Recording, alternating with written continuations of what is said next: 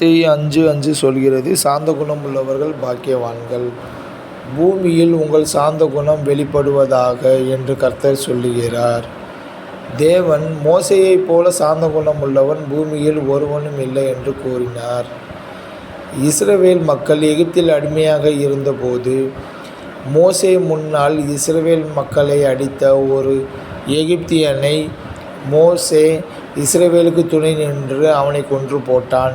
இப்படிப்பட்ட கோபமுடைய மோசேயை தேவன் பிற்காலத்தில் தம்முடைய ஜனத்தை மீட்கும் தலைவனாக, தீர்க்கதரிசியாக அவனை ஏற்படுத்த, அவன் செய்த காரியத்தின் நிமித்தம் அவன் மீதியான் தேசத்தில் 40 வருடம் தன் எகிப்தின் இளவரசன் என்ற மகிமையை இழந்து சாதாரண ஆடு மேய்ப்பனாக வாழ்ந்து வந்தார்.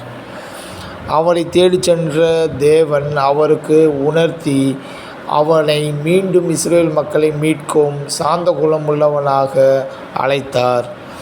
அந்த மோசே தேவனை முகமுகமாய் சந்தித்தார். தேவனை முகமுகமாய் சந்தித்தவன் ஒருவனும் இல்லை. மோசேக்கு அந்த வாய்ப்பை தேவன் தந்தார். மோசே என் வீட்டில் எங்கும் உண்மையுள்ளவன் என்ற வார்த்தையின்படி மோசேயை தேவன் உயர்த்த விரும்பினார்.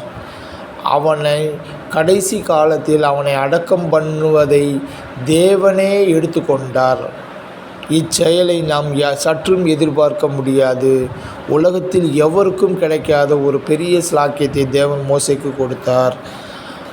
அந்த மோசே தேவனை சுதந்திரித்து கொண்டார்.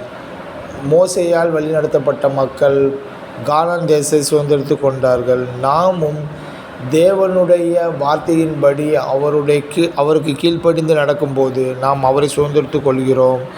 தேவனே அதை நமக்கு தர வல்லவராக இருக்கிறார். தேவனுக்கே மகிமை உண்டாவதாக. ஆமேன்.